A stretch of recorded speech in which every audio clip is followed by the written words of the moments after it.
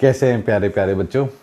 तो मैं ढोंगी बाबा चैनल में आपका एक बार फिर से स्वागत करता हूं और एक बार फिर ये बात बताता हूं कि ये चैनल हमारा उन प्यारे प्यारे बच्चों के लिए बनाया गया है जिनमें अभी कमिंग जो नीट एग्ज़ाम आने वाला है 2 से 3 महीने में। और फिज़िक्स उन्हें बहुत त्रास कर रही है, बहुत परेशान कर रही है। मतलब तैयारी हो चुकी है पर फिज़िक्स में कॉन्फिडेंस नहीं बिल्डअप हुआ है। बायो कर लेते हैं, केमिस्ट्री कर लेते हैं, पर फिज़िक्स के कारण से मन में ऐसा है कि शायद कहीं मेरा सिलेक्शन रुक ना जाए। ठीक है, तो एक बार फिर बता रहा हूँ बच्चों की फ़िज़िक्स का 70 to 75% पेपर नीट लेवल का बहुत इजी जोन में होता है। उसके लिए आपको परेशान होने की कतई आवश्यकता नहीं है। हम जो फिज़िक्स से परेशान होते हैं वो माया है। मतलब चूँकि अब पढ़ते हैं, कोचिंगों में पढ़ते हैं, तो वहाँ पर क्या होता है कि भाई बहुत अच्छे लेवल पर भी पढ़ाई जाती हैं चीज़ें, बहुत सारी चीज़ें भी पढ़ाई जाती हैं, सभी बच्चों को ध्यान में रख के पढ़ाई जाती हैं। कुछ टॉपर्स भी होते हैं। सबसे पहले तो हम अपने दिमाग में मान लें कि भैया हमें 720 में से 720 नहीं लाने हैं, हमें किसी तरीके से इतने मार्क्स गैदर कर लेने हैं कि भाई हमारा गवर्नमेंट MBBS लग जाए। ठीक है, बायो अच्छी कर लो, केमिस्ट्री भी ठीक कर लो, और फिज़िक्स में अगर अपन 50 से 75% के बीच में अप्रोच कर लेंगे, जो कि इजी जोन है फिज़िक्स की, तो हो जाएगा। ठीक है, हम बेकार के प्रपंच में फंसकर फिज़िक्स बिगाड़ लेते हैं, जबकि फ़िज़िक्स इतनी बुरी नहीं है और इतनी टफ भी नहीं है जितनी हम सोचते हैं, है ना। हाँ, अच्छे लेवल पर जाएंगे तो ऑब्वियसली कंपटीशन मिलेगा, पर अभी हम माने कि हमें निकालना है किसी तरीके से MBBS ना, तो उसके लिए उतनी टफ है नहीं, इसलिए ज़्यादा कचरा दिमाग में डालने की ज़रूरत है नहीं। तो सर्कुलर मोशन आज मैं लेकर आया हूँ। कई बार बच्चे सोचते हैं कि सर्कुलर मोशन सर उतना इंपॉर्टेंट नहीं है, ज़्यादा क्वेश्चन नहीं आते। नहीं, सर्कुलर मोशन से क्वेश्चन भले कम आते हों, पर जो क्वेश्चन आता है वो इजी जोन का आता है। बिल्कुल ऐसे कहेंगे चिल्लर थाली में परोस कर देने वाला क्वेश्चन, और आते हैं, ऐसा नहीं है कि नहीं आते हैं यार। अरे हाँ, छोटा टॉपिक है तो इसलिए coverage according to the topic कम हो जाती है। बाकी यूँ कहेंगे कि भैया नहीं आते हैं, नहीं तो मैं दिखाऊंगा अभी तुम्हें, है ना, आए हैं कि नहीं आए हैं। हाँ, पर इजी जोन में रहते हैं और अपन छोड़ के गलती कर देते हैं, क्या स्किप मार देते हैं, अरे चलो ये तो हो ही गया, NLM हो गया, सर्कुलर मोशन भी हो गया। नहीं नहीं, ऐसे नहीं। देखिए, मैं बताता हूँ, जितनी चीज़ें बताऊंगा बस उतने में सीमित रखेंगे ना अपने आप को, कॉन्फिडेंस रखेंगे तो आप बना कर आएंगे पूरा फिजिक्स। हाँ, प्रपंच में फंसोगे, पूरी फिजिक्स पढ़ने की कोशिश करोगे, इधर उधर जो मिल रहा है, कभी उधर वीडियो देखी, कभी उन सर से पूछ लिया, कभी उस कोचिंग का पता कर लिया, तो ये प्रपंच है। इसमें आप कहीं के नहीं बचोगे। समझ रहे हो बात को। एक ही साधे सभी सधे, एक कहावत है हमारे यहाँ कि एक को साध लो सभी सध जाएंगे, और ऐसे भागते फिरो इधर इधर इधर इधर इधर, कुछ भी नहीं सधेगा और बेकार, jack of all trades but master in none, वही बात हो जाएगी। ठीक है, चलिए देखिए। तो सर्कुलर मोशन में हमें ज़्यादा परेशान होने की आवश्यकता नहीं बेटा। जो जो चीज़ें बता रहा हूँ बस उतना ध्यान रख लो। सबसे पहली चीज, वही सिंपल टर्म्स पे सवाल बनता है, डिस्प्लेसमेंट, एंगुलर डिस्प्लेसमेंट। ठीक है, एंगुलर डिस्प्लेसमेंट किसे बोलते हैं ये समझो। देखो, कोई भी बॉडी अगर सर्कल में मूव कर रही है, कोई भी बॉडी अगर सर्कल में मूव कर रही है, ये एक बॉडी है और ये सर्कल में मूव कर रही है, ठीक है, थीटा एंगल से, मान लो ऐसे रोटेट कर रही है, तो अगर कोई लीनियर मूव करती है तो हम लीनियर डिस्प्लेसमेंट बोलते हैं। जब सर्कल में मूव करती है तो ये जो थीटा एंगल का जो कवरेज है उसे एंगुलर डिस्प्लेसमेंट बोलते हैं।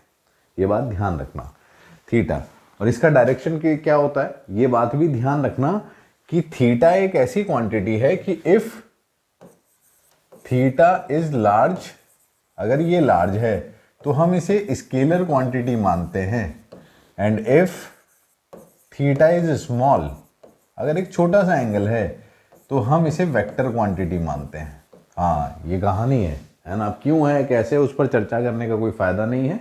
मैंने जैसा कहा, जो चीज़ें बताता चला जाऊँ वो ध्यान रखना, है ना। चर्चा करने का समय होता है जब अपन पूरा साल पढ़ते हैं और हाँ बहुत विस्तार में पढ़ना है और ऐसा ऐसा नहीं नहीं, अपने को बस फिजिक्स निकालनी है। 75% तक भी गदर कर गए तो बहुत अच्छी बात है, समझ गए। हाँ, तो भाई ये देखो, बस इतना नोट करते चले जाओ और ध्यान करते चले जाओ।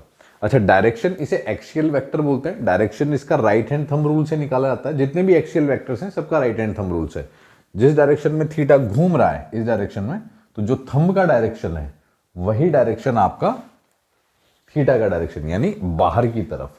समझे, ध्यान रखना है इस बात को। तो ये होता है एंगुलर डिस्प्लेसमेंट, ठीक है। दूसरा आता है एंगुलर वेलोसिटी। सीधी सी बात है, डिस्प्लेसमेंट है तो वेलोसिटी भी है, जिसे हम ओमेगा से रिप्रेजेंट करते हैं। और ओमेगा क्या होगा, थीटा अपॉन टी। सही बात है। अच्छा, तो अब यहां पर भी वही बात आ गई कि थीटा अगर लार्ज है तो थीटा अगर बड़ा एंगल है तो ओमेगा भी एक तरीके से स्केलर क्वांटिटी हुई ना, है ना। और अगर थीटा स्मॉल है, डी थीटा, छोटा सा थीटा, तो उसे हम बोलेंगे ओमेगा इंस्टेंटेनियस, तो उसे बोलते हैं D theta by D T. ये वेक्टर होती है, ऊपर वाली वेक्टर नहीं है, तो नीचे वाली का डायरेक्शन है, क्योंकि डी थीटा छोटे एंगल का डायरेक्शन होता है। और वो चूंकि डी थीटा भी तो बाहर की तरफ होता है, तो ओमेगा का भी बाहर की तरफ, यानी जो थीटा का डायरेक्शन है वही ओमेगा का भी डायरेक्शन है।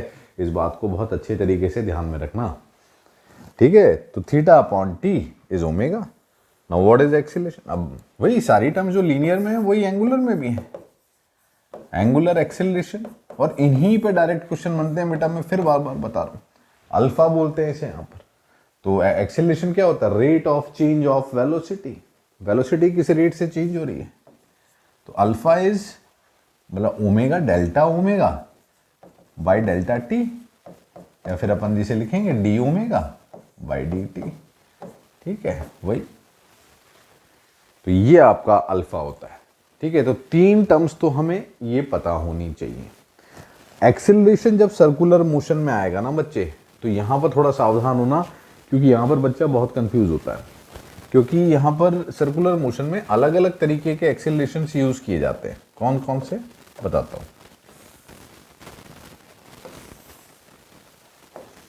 जैसे कोई पार्टिकल है ऐसे घूम रहा है ओमेगा से,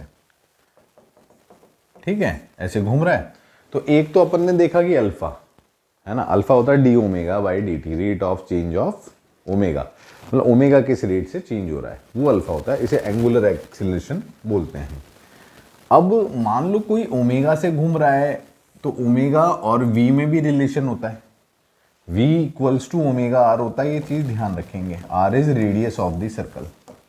आर अगर इसका रेडियस है और ये ओमेगा से घूम रहा है और किसी भी इंस्टेंट पर आपको उसकी स्पीड चाहिए v, तो हमेशा ध्यान रखना v equals to omega R का रिलेशन लगाते हैं, ठीक है।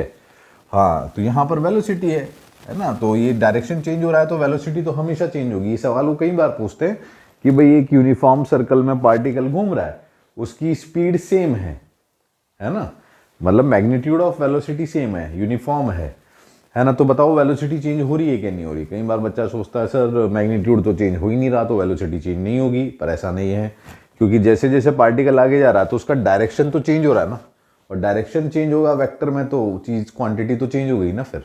तो यानी वेलोसिटी वेक्टर चेंज हो रहा है, ये चीज ध्यान रखना। और वेलोसिटी वेक्टर चेंज हो रहा है मतलब एक्सीलरेशन है। अगर वेलोसिटी बदली तो एक्सीलरेशन तो हुआ ना, चाहे मैग्नीट्यूड सेम है पर डायरेक्शन बदलने के कारण तो हुआ ना, ध्यान रखें। तो अपन बात वही कर रहे थे कि बेटा एक तो एंगुलर एक्सीलरेशन होता है, यहां पर दो और तरीके से भी एक्सीलरेशन को डिफाइन किया गया है। कैसे, दो और भी एक्सीलरेशंस यहां पर होते हैं। कौन कौन से, एक बताते हैं सेंटर की तरफ, टुवर्ड सेंटर, जो हमेशा सेंटर की तरफ रहता है, और एक होता है इधर मोशन के डायरेक्शन में, टेंजेंशियल डायरेक्शन में। जैसे सर्कल है ना, ये टेंजेंट होगी ना लाइन, तो टेंजेंट के डायरेक्शन में, मोशन के डायरेक्शन में, टेंजेंशियली। इन दोनों को बोलते हैं, इसे बोलते हैं ए सी और इसे बोलते हैं ए टी। यहां पर जो एक्सीलरेशन है वो ए टी है, और इस डायरेक्शन में जो एक्सीलरेशन है वो ए सी है। ए सी मतलब जिसे बोलते हैं सेंट्रीपिटल एक्सीलरेशन। क्या बोलते हैं, सेंट्रीपिटल एक्सीलरेशन। और ए टी मतलब टेंजेंशियल एक्सीलरेशन, टेंजेंशियल एक्सीलरेशन, ठीक है। सेंट्रीपिटल एक्सीलरेशन की वैल्यू आती है v स्क्वायर बाय आर, या फिर ओमेगा के टर्म्स में अगर v का ये फॉर्मूला डाल दें यहां पर, तो ये ओमेगा स्क्वायर आर। ये ध्यान रखने वाली बातें हैं सारी। सेंट्रीपिटल एक्सीलरेशन की वैल्यू v के टर्म्स में ये आती है। अल्फा जो रिलेट करेगा, अगर at के टर्म्स में अपन रिलेट कराएंगे इसे, वो at के साथ संबंधित होता है, ध्यान रखेंगे। अल्फा का संबंध at के साथ होता है, ac के साथ नहीं। जैसे अपने को रिलेशन पता है v equals to omega R, अगर मैं इसे डिफरेंशिएट करूं बच्चों, क्या करूं, डिफरेंशिएट, अपने आप सोचो, मैंने इसे डिफरेंशिएट किया तो वेलोसिटी का डेरिवेटिव एक्सीलरेशन और ये टेंजेंशियल एक्सीलरेशन होगा at, r तो कांस्टेंट है, D omega by D T alpha, D omega by D T तो अल्फा होता है, r तो कांस्टेंट है, तो at equals to r alpha. तो अगर आपको सर्कुलर मोशन में एक्सीलरेशन पर चर्चा करनी हो तो बस तीन बातें आपको ध्यान रखनी। एक तो अल्फा, अल्फा होता है D omega by D T. दूसरा एसी सेंट्रीपिटल एक्सीलरेशन जो हमेशा सेंटर की तरफ होता है and it is V square by R या ओमेगा स्क्वायर आर। तीसरा होता है AT, AT equals to R alpha. बात खत्म, ज्यादा परेशान नहीं हो, है ना। हाँ, बहुत ज्यादा तामझाम की आवश्यकता नहीं है, बस ये तीन बातें ध्यान रख लेना। एक्सीलरेशन, अच्छा नेट एक्सीलरेशन पूछे तो अपन जानते हैं कि भाई यार ये वेक्टर क्वांटिटी है तो दो एक्सीलरेशन है तो नेट किधर आएगा। कोई यूं ही पूछ ले कि भैया नेट एक्सीलरेशन बताओ, तो नेट एक्सीलरेशन मतलब root of A C square plus A T. जैसे दो वेक्टर क्वांटिटीज का रिजल्टेंट निकालते हैं वही तरीके से निकाल देना। ए सी का भी फॉर्मूला है, ए टी का भी फॉर्मूला है, निकाल दो। अरे क्या बात समझे, बस इससे ज्यादा कोई कचरा नहीं। और क्या पता होना चाहिए हमें सर्कुलर मोशन में, हमने तीन लीनियर इक्वेशंस पढ़ी थी यूनिफॉर्म एक्सिलरेटेड मोशंस की। v equals to U plus A T, S equals to U T plus half A T square, V square equals to U square plus two A S. ये पढ़ी थी कि नहीं पढ़ी थी, पढ़ी थी ना। अब एक काम करिए, इन्हीं तीन इक्वेशंस को हम सर्कुलर में कन्वर्ट करने आ रहे हैं। देखो जैसा लीनियर में है ना सेम सर्कुलर में भी है, बस उनकी टर्म्स बदल गई हैं। उधर अगर डिस्प्लेसमेंट s था तो यहाँ डिस्प्लेसमेंट एंगुलर है थीटा, वहां अगर वेलोसिटी v थी तो यहाँ ओमेगा है, वहां अगर एक्सेलरेशन a था तो यहाँ अल्फा है, बस और कोई फर्क नहीं। यही तीनों इक्वेशंस आपकी सर्कुलर में कैसा रूप ले लेंगी, v हो जाएगा ओमेगा फाइनल, क्या हो जाएगा, omega final is equals to U हो जाएगा ओमेगा इनिशियल प्लस ए की जगह अल्फा, टाइम तो टी है, पहली इक्वेशन ये। एस की जगह आएगा theta omega initial T plus half alpha T square, ठीक है। वी हो गया आपका omega final square omega initial square plus to alpha theta. Same तीन इक्वेशंस हैं सर्कुलर में भी, बस उनमें अल्फा ओमेगा और टी में आ गई, बाकी सब सेम है। समझ गए, हाँ। तो अब हमें अगर सॉल्व करना है तो इन तीन से सॉल्व करेंगे और सर्कुलर के टर्म्स में सोचेंगे सारी चीज़ों को। समझ गए क्या बात को। जैसे कि एक एग्जांपल के रूप में बताऊं, मान लो आपको सवाल दिया गया कि भैया कि एक पंखा है और पंखा घूम रहा है, तो मान लो कि उसने कुछ कह दिया। अच्छा हाँ, यहाँ पर ये चीज़ भी थोड़ा सा ध्यान रखना कि जैसे ओमेगा होता है ना, तो ओमेगा की यूनिट क्या होनी चाहिए, थीटा अपॉन टी होता है, यानी थीटा क्या होता है, रेडियन, क्या होता है, रेडियन पर सेकंड। कई बार यही चीज रिवॉल्यूशन पर सेकंड में भी दी हुई होती है। तो रिवॉल्यूशन पर सेकंड और रेडियन पर सेकंड में क्या अंतर है। वैसे अगर आप कंफ्यूजन से बचना चाहें तो हमेशा रेडियन पर सेकंड में सॉल्व करें सवाल को। ये चीज ध्यान रखें कि एक रिवॉल्यूशन में 2 पाई रेडियंस होते हैं, यानी कि अगर आपको रिवॉल्यूशन पर सेकंड दे रखा है या रिवॉल्यूशन पर मिनट, कई बार आरपीएम लिखा होता है, ऐसे लिखा होता है आरपीएम, आरपीएम इसका मतलब होता है रिवॉल्यूशन पर मिनट। बस कन्वर्जन करना होगा आपको रेडियन पर सेकंड में, है ना। और या फिर एक बार ऑप्शंस को चेक कर लेना कि आंसर किस में दिया है, क्या आंसर रेडियन पर सेकंड में दिया है या आरपीएम में दिया है। अगर आरपीएम में दिया है तो सबको आरपीएम में कन्वर्ट कर लो और उस हिसाब से लगा लो सारी चीजें। कहीं पर भी कंफ्यूजन हो रहा तो ज्यादा परेशान मत हो, सबको रेडियन पर सेकंड में ले आओ, बाद में लास्ट में कन्वर्ट कर देंगे। कैसे कन्वर्ट करेंगे, ये से कि एक रिवॉल्यूशन में 2 पाई रेडियंस होते हैं। आपने मान लो रेडियन में कन्वर्ट कर लिया, तो अब एक रेडियन में कितने रिवॉल्यूशन हुए, फिर 1/2 पाई रिवॉल्यूशन हो गए, यानी 1/2 पाई से मल्टीप्लाई कर देंगे तो रिवॉल्यूशन में कन्वर्ट हो जाएगा, है ना। और सेकंड को तो मिनट में कन्वर्ट करना आता ही है हमें, अगर हमें आरपीएम में कन्वर्ट करना हो। कहीं पर भी कंफ्यूजन हो तो सीधा सिर्फ रेडियन पर सेकंड पे आ जाना, ज्यादा दिमाग लगाने की आवश्यकता नहीं है, दिमाग तो लगाना ही नहीं हमें। समझ रहे हैं बात को, हाँ। बस ये चीज़ ध्यान रखना। अब जैसे मैं एक सवाल कह रहा था कि भाई जैसे मान लो कि इसका एप्लीकेशन बता रहा हूँ बस थोड़ा सा, कि एक पंखा है, ठीक है, ऐसे पंखा होता है ना घरों में। हाँ, तो एक पंखा है, मान लो दे दिया तुम्हें कि यार ये घूम रहा है कुछ 100 रेडियन पर सेकंड की स्पीड से, ठीक है। और जैसे आपने स्विच क्लोज किया है इसका, तो स्विच क्लोज किया तो इसमें रिटार्डेशन आएगा। अब यहाँ पर रिटार्डेशन कैसे देंगे, यहाँ कहेंगे अल्फा जो है, जो रिटार्डेशन हो रहा है वो हो रहा है मान लो 10 रेडियन पर सेकंड स्क्वायर की रिटार्डेशन हो रहा है इतने एक्सेलरेशन से, एंगुलर एक्सेलरेशन से। तो वो पूछेगा कि भाई कितने टाइम में रुक जाएगा। तो अपने को पता है ना, रुक गया मतलब ओमेगा फाइनल 0 हो गया। अब इसको बिल्कुल वैसे ही सोचो जैसे लीनियर को सोचते हो, ये u है, ये a है, ये v है, और तुम्हें क्या निकालना है, टाइम। तो कौन सा फॉर्मूला है जो टाइम को इनिशियल और फाइनल से कन्वर्ट कर देगा, v equals to U plus A T. तो v की जगह कौन है, फाइनल 0, u कौन है, ओमेगा इनिशियल, ए। अच्छा रिटार्डेशन है, इस बात का ध्यान रखना, रिटार्डेशन है मतलब अल्फा माइनस में लिखेंगे, माइनस ए टी, टी। तो टाइम कितना लगा, 100/10 यानी 10 सेकेंड्स, खत्म हो गया। वही जोन में कनेक्ट करके बस ऐसे ही सवाल आते हैं। फिर अपने दिमाग को रोक लेने वाला, गंदगी की तरफ मत जाना, नहीं तो गड़बड़ कर दोगे। बहुत देखो फिजिक्स ऐसी जोन है कि जहाँ पर गहराई में जाए तो फिर आइंस्टाइन भी पार नहीं पा सकता उसकी, है ना। हाँ, जितना हमें चाहिए उस लेवल तक हम बहुत इजी जोन में कर सकते हैं, समझ गए। हाँ, अब देखो तुम क्या,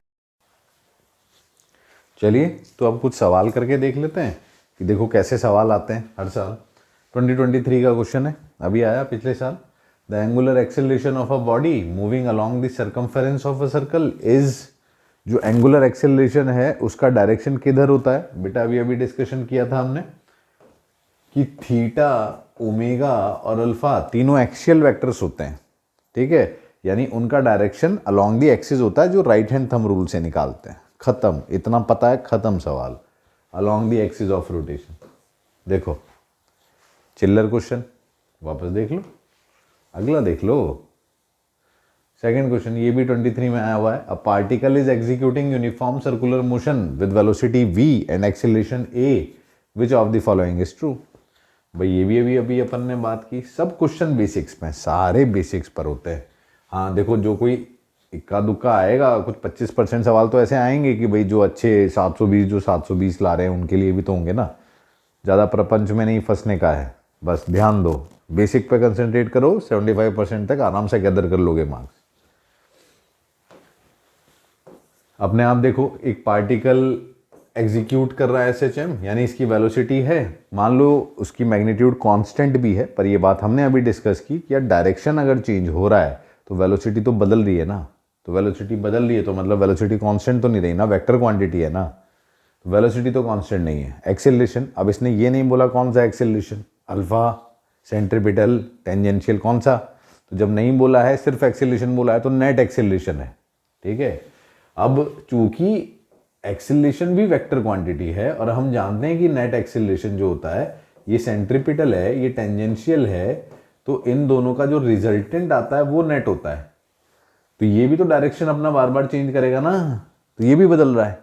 यानी कि ना तो वेलोसिटी कांस्टेंट है वेक्टर क्वांटिटी, ना एक्सेलरेशन कांस्टेंट है। अब तुम कहो कि अल्फा, देखो वो एंगुलर एक्सेलरेशन है बच्चे, ये चीज़ ध्यान रखना, कंफ्यूज नहीं हो जाना। एंगुलर एक्सेलरेशन अगर इसने पूछा होता तो हाँ, उसका डायरेक्शन हमेशा बाहर की तरफ होता है, ठीक है। क्वेश्चन नंबर 3 में क्या बोल रहा है, क्वेश्चन नंबर 3 में क्या रहा है, दो पार्टिकल्स हैं जो एक यूनिफॉर्म सर्कुलर मोशन में हैं, जिनके radius R A R B हैं और जिनका रेडियस, जिनकी स्पीड घूमने की वी ए और वी बी है, ठीक है। टाइम पीरियड्स ऑफ रोटेशन जो है वो सेम है। तो एंगुलर स्पीड का देखो, कई बार तो कंफ्यूज करने के लिए बनाते हैं सवाल, मतलब डेटा दे दिया है और बच्चा सोचेगा यार डेटा दे दिया है तो कहीं ना कहीं कोई तो जवाब होगा ही सही इस डेटा से रिलेटेड, वहीं तो बेवकूफ़ी हो जाती है ना। मान लो ये दो पार्टिकल्स हैं, घूम रहे हैं, उसने कहा कि दोनों पूरा सर्कुलर मोशन सेम समय में कवर कर रहे हैं। ओमेगा होता है थीटा अपॉन टी, उसे मतलब ही नहीं कि कितनी बड़ी पेरीफेरी है, उसे थीटा से मतलब है, और थीटा दोनों का 2 पाई ही है। कंप्लीट रोटेशन का एंगल तो 2 पाई ही होता है। और उसने कह दिया कि टाइम सेम लगेगा, यानी अगर थीटा भी सेम है, टाइम भी सेम है, तो ओमेगा तो सेम हुआ ना लाला। और अगर ओमेगा दोनों का सेम है तो रेशियो कितना हुआ, 1:1। खत्म। ठीक है, मैं बार बार उसी चीज पर बोल रहा बेटा कि देखो 75% फिजिक्स इजी जो उनकी होती है, हम परेशान होते हैं प्रपंच में। ज़्यादा मत जाओ। अगर हमें पता है कि भैया हम 720 में से 720 वाले बालक नहीं है, हमारा तो किसी तरीके से MBBS निकल जाए गवर्नमेंट में, बढ़िया ठीक ठाक मिल जाए, तो कंसंट्रेट करो बस इतनी जोन पे। अगर आप सिर्फ ये वीडियो भी देख के जाओगे ना, पूरे 2 साल नहीं भी पढ़े, सिर्फ इतना भी तुमने ग्रहण कर लिया जो ये मैं 20-25 मिनट की वीडियो में बता रहा हूँ, पार लग जाओगे। कॉन्फिडेंट मानो अपने आप को। देखो,